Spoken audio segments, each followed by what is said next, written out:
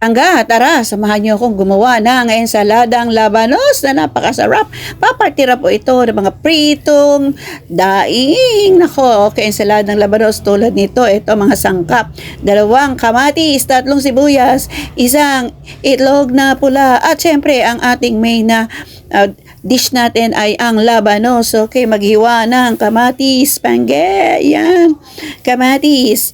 And then maghiwa ng sibuyas. Ang ensaladang labanos ay isang klasikong Filipino side dish na binubuo ng maninipis na hiwa ng labanos, kamatis, sibuyas, ayan, at suka o kalamansi ang ilalagay mo. Ito ay sariwa, maasim-asim at maanghang na perpektong kapareho ng mga pritang isda. Katulad nito, mga daing yan. O sa Bisaya, ano ba yung mga daing? Yan, mga daing nila. Bulad. Ayan. Inihaw na karne. Ito, ensaladang labanos. Ayan, tanggalan ng balat, bangga. Kasi iyan ay mapait. And then, natanggal na. Miwa ng isang maalat. Ito ang pinakaasin ninyo, pangga. Yan, yung maalat na itlog. Hindi nila alam na ito ang pinagpapasarap dyan.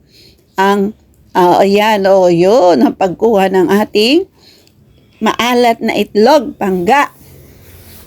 Ayan, kinuha ko na yung maalat na itlog. Ayan. Yan, at ito ay atin nang ipiprepare dyan. Yan. Ilagay na ron doon. Yun o. Doon sa sibuyas at sa kamatis. Ayan. At doon ko rin ang labanos. Ayan. Manipis na manipis. Pwedeng kapareho ito ng inihaw na karne o tinapa. Madali itong gawin at nagbibigay ng kaibang crunch sa bawat kainan. Ayan ang ating ensaladang labanos.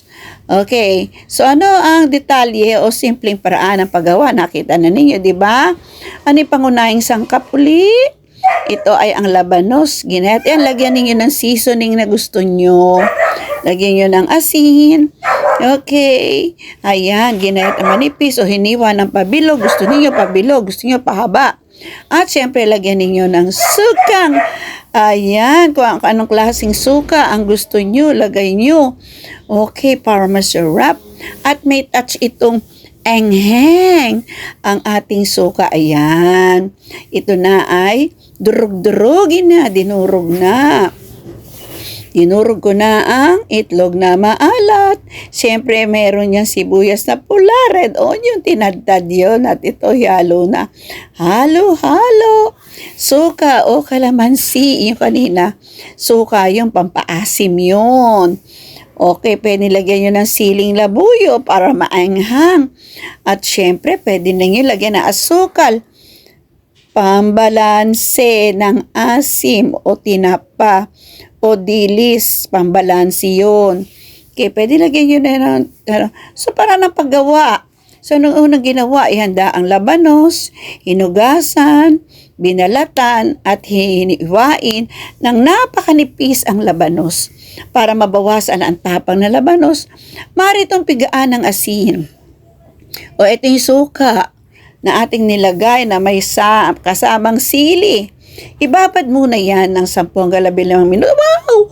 Wow, ang sarap. Meron itong pritong talong. Panggaya, nagprito na tayo ng talong. At syempre, bulad, daing. Nako. Okay, ang sarap niyan. So, sa isang mangkok, pag naghalo labanos, kamatis at sibuyas, tinimplahan ng suka. Thank you for watching. Kindly like and share.